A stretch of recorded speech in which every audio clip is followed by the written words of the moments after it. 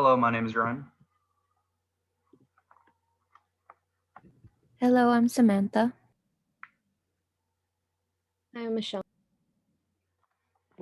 And today we'll be discussing discussion 7 and then week 12. So question 1, briefly describe, not define, transnationality, multiraciality, and transracial and transethnic adoptees.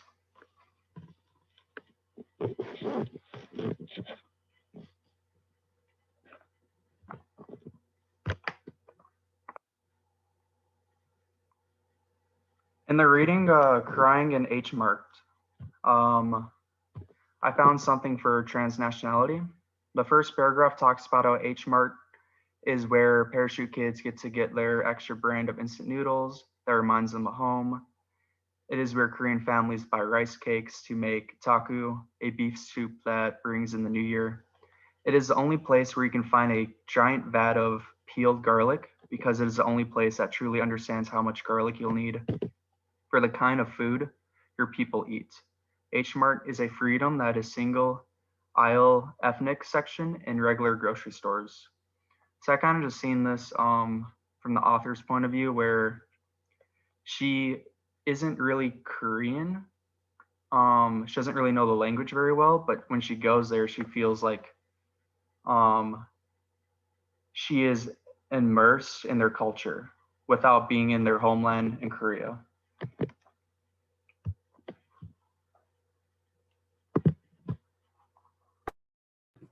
I agree. I like the example that you used in mine because I didn't know how to answer like not this. I was trying to describe what transnationality is, and I thought of it as being connected to more than one place, like ethnically or racially, but also not being so connected, more like having ties perhaps because as I read in the readings, like some of these people aren't really connected to where they come from or where they went at all. So I didn't really think connected was a good word. So having ties to more than one place, like more than one nation. Yeah, I agree. Yeah.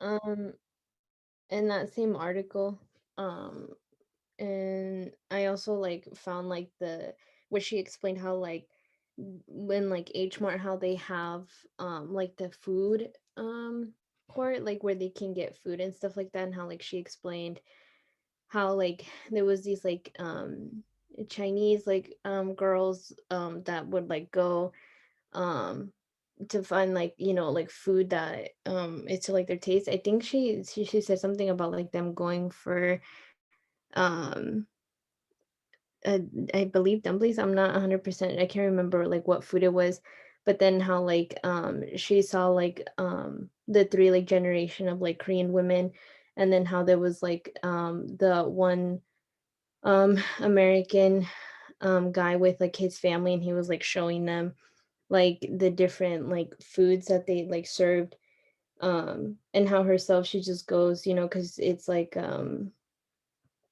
it's just like a way to connect like in that sense to like Korean culture.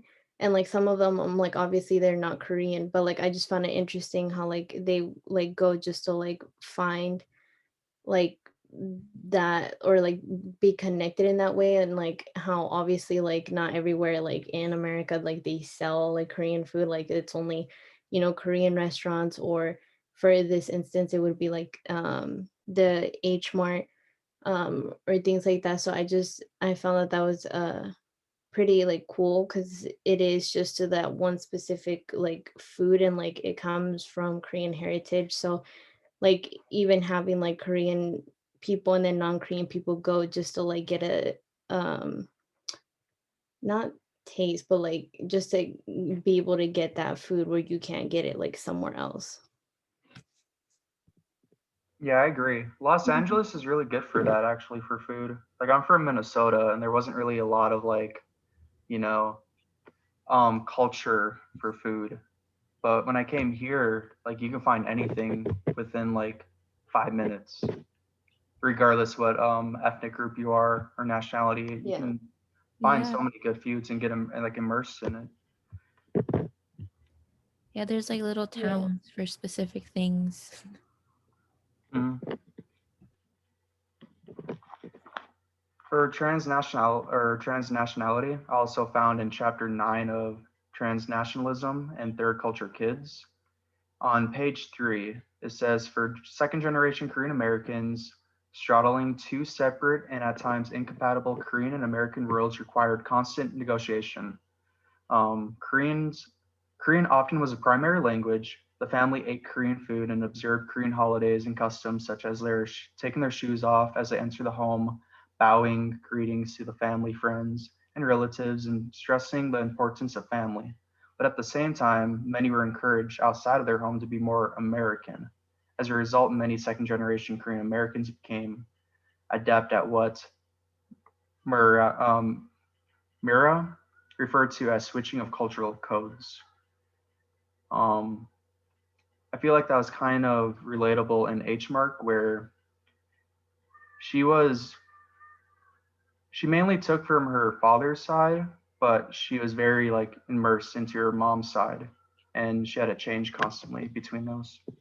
And the H Mark was kind of like her mom's side where she can go to, and then didn't really explain too much of her dad's side, but I kind of got that from that.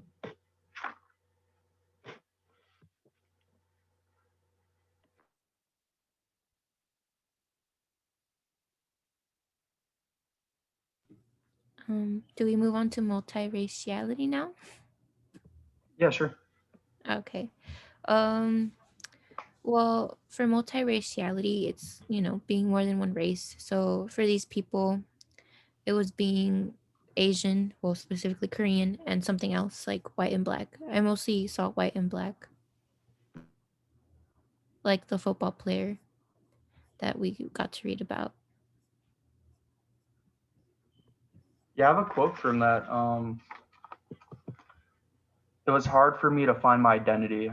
Ward said the black kids didn't want me to hang out with, or the black kids didn't want to hang out with me because I had a Korean mom. The white kids did not want to hang out with me because I was black, and then so on and so forth. It was hard for him to find friends and grow up. I think a lot of multiracial kids growing up, even adults, just struggle with identity.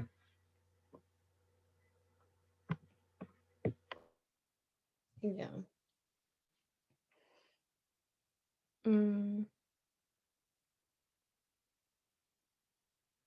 yeah, I think that's like one thing that I like reading like um the articles that we had to read. Like I feel like that was like a common thing. Like it seemed like most biracial, like either I believe one was like half Chinese, half African American, and then um like half Japanese, half white, I believe. And then like there was just like, um like just mixed. Like most of them had that not like a crisis, but like they felt like they just didn't feel accepted in anywhere, and it kind of just have like they had to defend like their Asian side because most people wouldn't like believe that they were. So I just thought that was interesting. Um and that's like really like sad, like in that sense of like not belonging or feeling like they belong to like either whatever like half and half that they are. So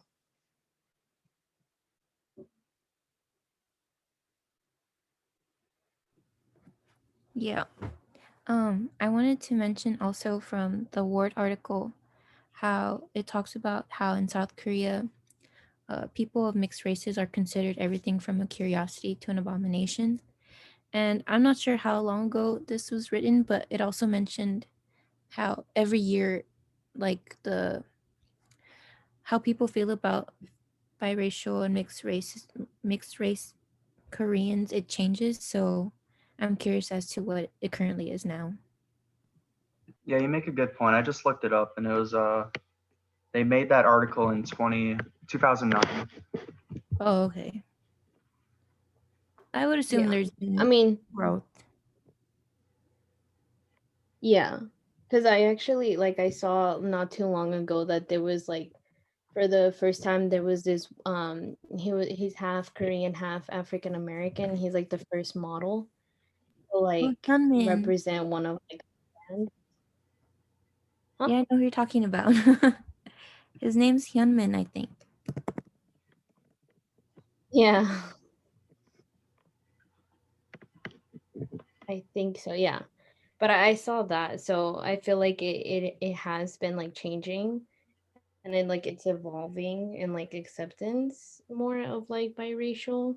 Because I know I did read, um, I can't remember, but it said something about Korea being like full blooded, and like they didn't know, um, they didn't like the idea of like, or it's not that they didn't like the idea, it's just like they're not used to like having or dealing with someone who's half Korean and half of like something else. Um,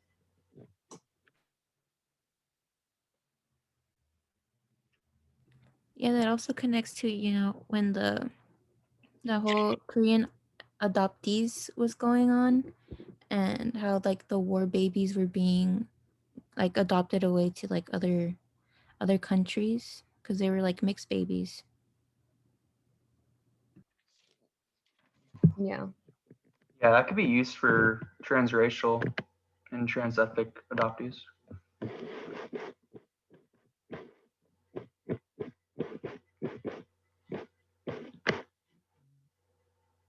What I got for transracial and transethnic adoptees was basically just from the film. I mean, they explained it perfectly.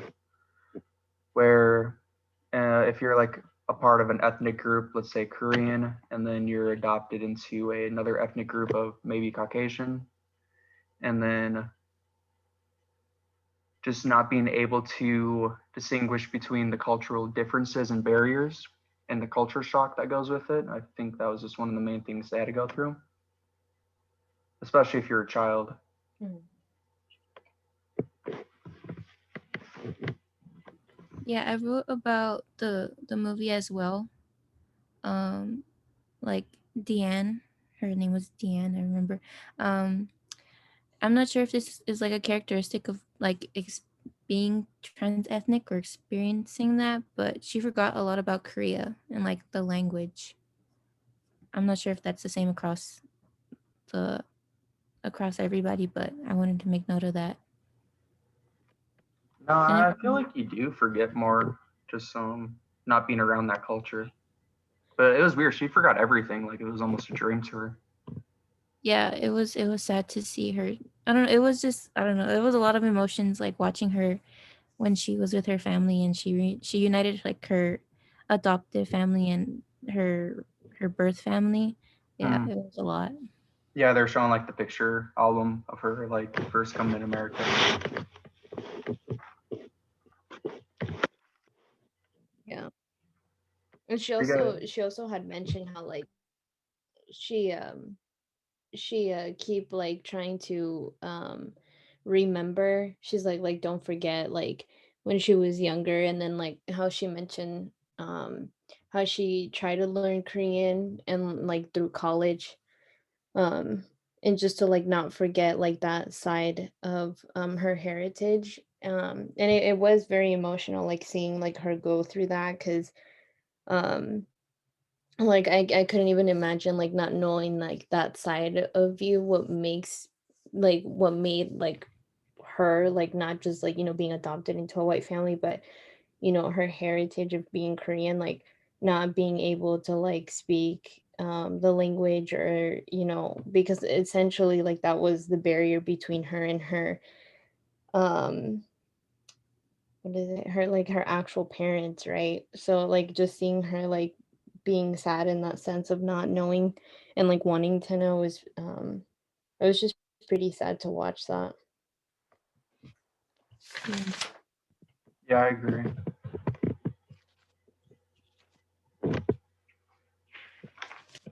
Are you guys ready for question two? Yeah. Okay, question two. What do these experiences of transnational, multiracial, trans, Transracially and ethnically adopted Koreans tell us about what makes someone an authentic Korean.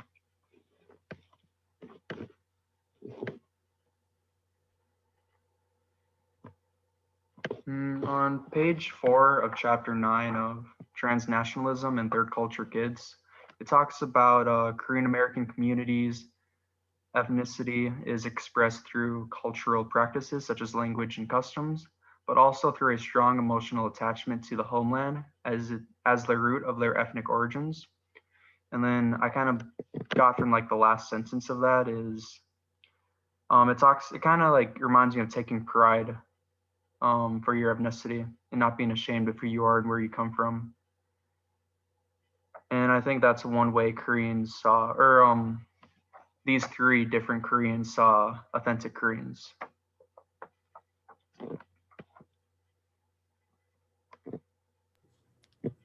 For that one, I have that in some cases, it was blood that made Koreans authentic Koreans.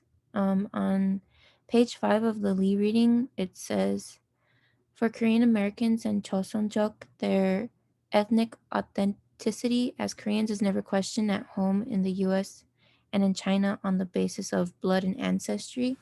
So in this case, in the eyes of others, they're physically Korean, so that's what makes them authentic Koreans. And for others, for other Koreans, it's much more than like the blood and the physical. Like the Chosunjuk continue to use, um, they think that they're the more authentic version of a Korean because they're untouched by civilization. I mean, untouched by westernization, sorry. And that was on page 7 of the Lee reading as well.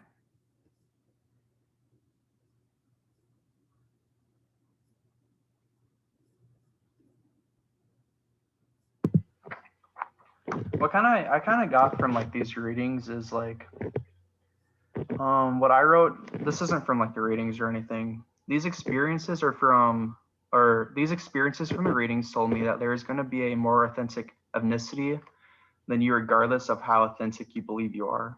Basically, what I'm saying is there are going to be people who think you are not Korean enough or Caucasian enough or not whatever ethnicity you are enough because you are not transnational, because you are transnational, multiracial, or an adoptee. However, those same people who believe they're authentic Koreans or Caucasians or whatever may or may not be as authentic as someone else. Like I kind of use an analogy as height. There's always going to be someone taller or shorter than you. And I think authenticism is subjective, and this kind of is a belief of the superiority of a authentic over the unauthentic. And I just believe all 3 of these Koreans, like the adoptees, transracial, and multiracial, everyone has their own definition of what authentic is, and it can all be described from their language they speak, the culture they participate in, the foods they eat, the customs they practice, and traditions. All these plus more can shape who you want to be. And I think what they're trying to say is like authentic Koreans are kind of subjective, and you kind of make what you want it to be. Yeah. Yeah. I think that like all 3 groups, like that's what I understood as well, because um it was in the Mixing It Up Multi Racialism Redefines Asian American Identity article. It mentions something that says affirmingly reconnecting with their Asian heritage and their challenging society's conventional means of defining race in the process.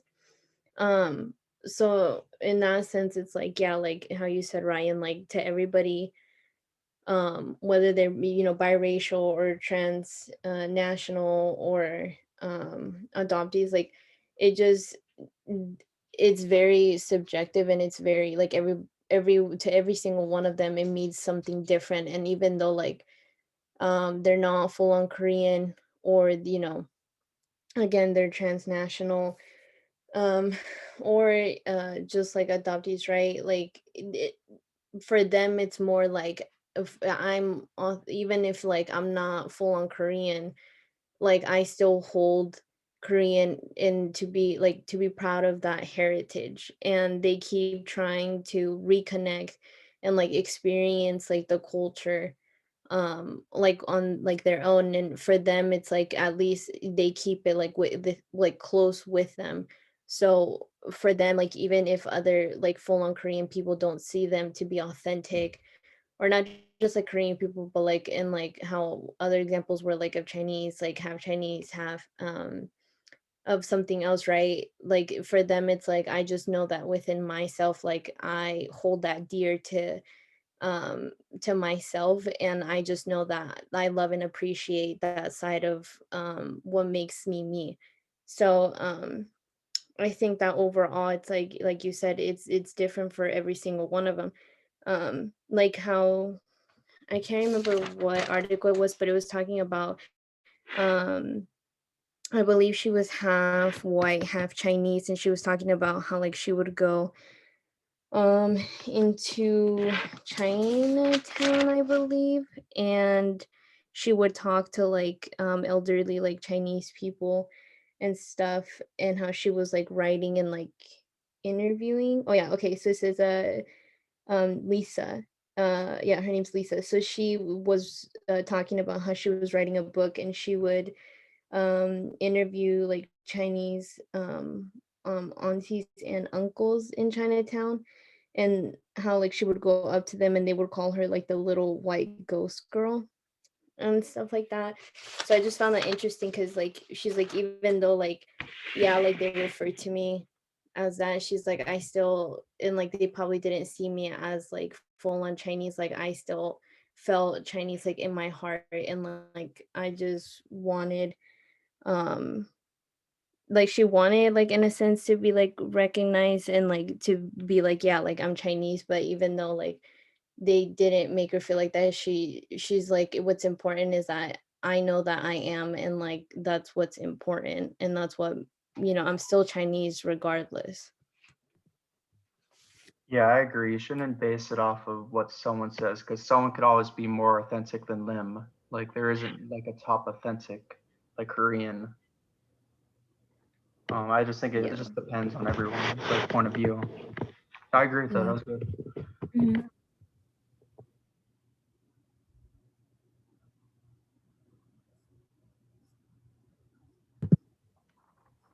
I'm ready to move on if you guys are. Yeah. Yeah. Question 3. What, if any, are the different mechanisms they use to assert their Koreanness? How do these groups help redefine what it means to be Korean?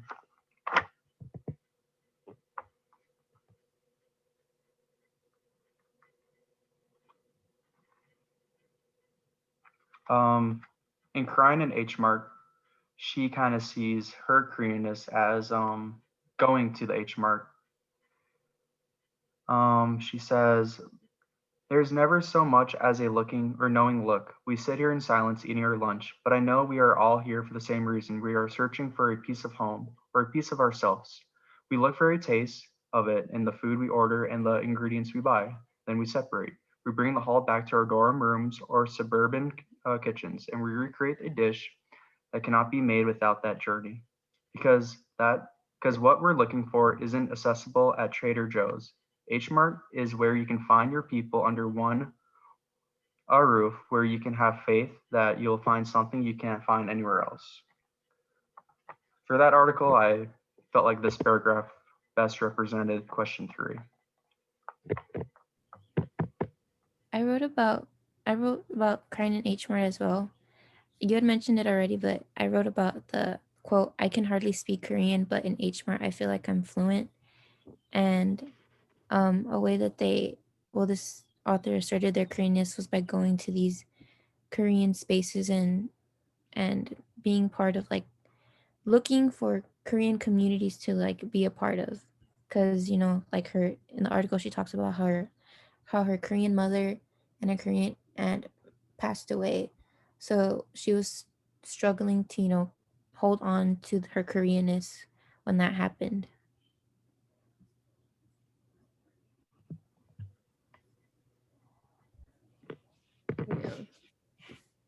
Um, I chose from the article Mixing It Up Multi-Racialism.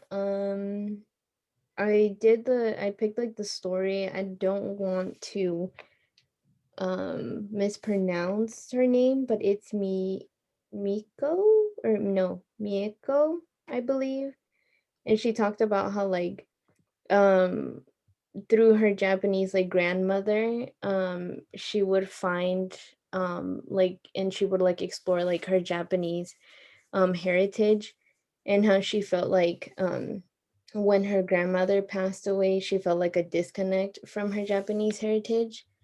So I just found that interesting how like through her grandmother she made it and she wanted to like explore her Japanese heritage, and how she felt like you know like once her grandmother was gone, she like had lost that part of her, like even though that means she was still Japanese, but um I just think it's interesting how like through one person, um you know like there was this like culture thing. It's kind of like earlier how we mentioned, like if you're not a part of that culture, living in that culture, or like in for her instance living in Japan or things like that, like you really don't get exposed to that unless you go like look for it yourself.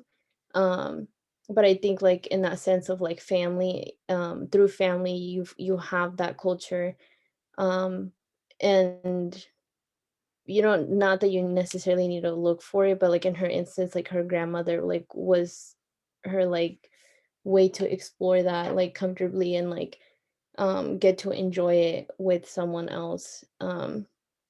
So that kind of reminded me of Crying in H Mart, how like um she says like how you said, Samantha, how she said that she didn't speak Korean, but like being there was just like enough because she knew about Korean foods, and like how just going there, like she was just searching memories of her grandmother and her mother. So I just thought that was interesting. Yeah, it's interesting how like a person can be like your connection to your culture and stuff. Like I can relate to that. Um and also another thing I wanted to mention about Korean Americans was, this is said before too, Ryan mentioned it. In America, they assert their Koreanness by like speaking Korean in America still, and still celebrating observed Korean holidays, and still doing traditional things like taking off their shoes in the house and bowing. Like that was things that they still did in America. So I feel like continuing those things on while in America, they asserted their Koreanness, and that was from the Lee reading as well on page 3. Yeah, I agree. I don't think there's like a um like you can redefine your Koreanness any way you want. I feel like how you guys both mentioned, like you can like have it from other people, you can have it from like the customs and traditions. Like I don't think there's like a real way to define Koreanness. It's kind of on you how you want to define it. Yeah, I think it's not so much just like Koreanness in general. I just feel like when any like it doesn't matter like what nationality, ethnicity or anything like that, I feel like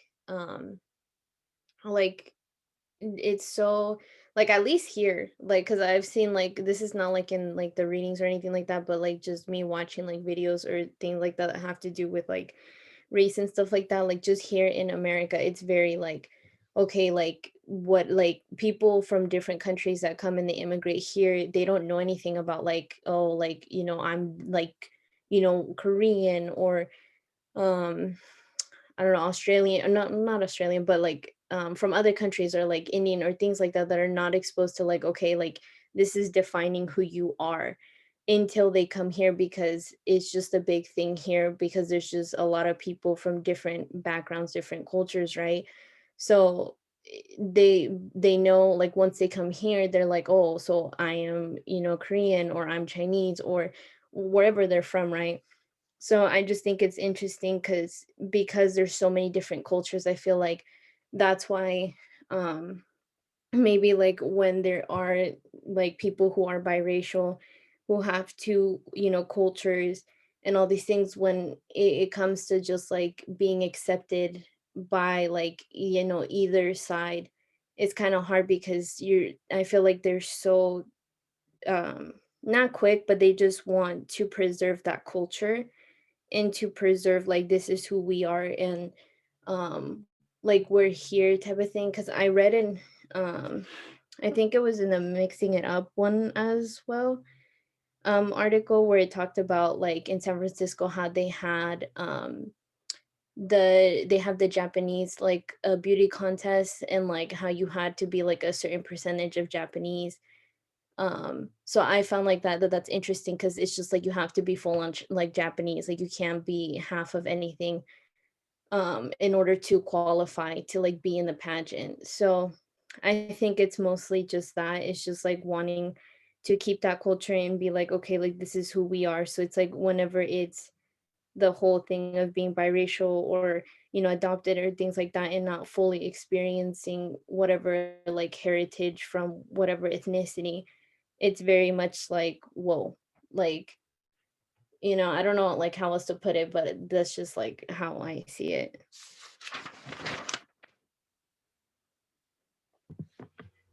No, I agree with you. You don't really know what you have until it's gone, or you don't really know what you have until you fully experience it.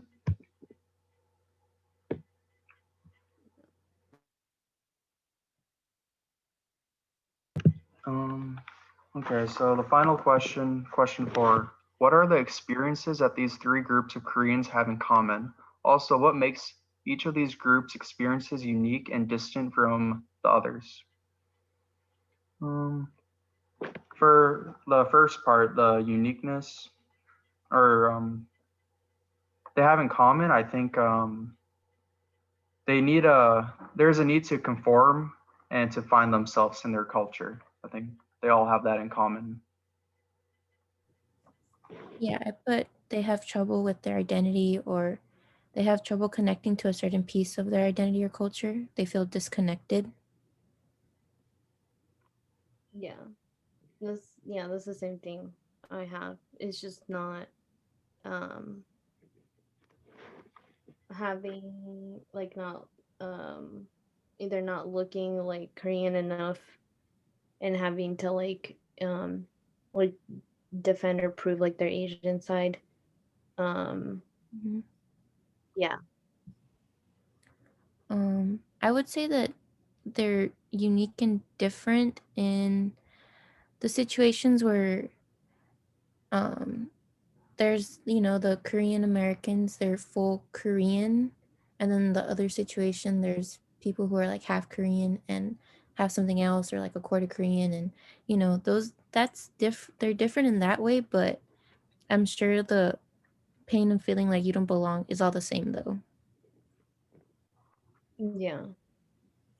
For the distant for me, if we like take away like Korean and American all like ethnicity, I have like they have just a different upbringing.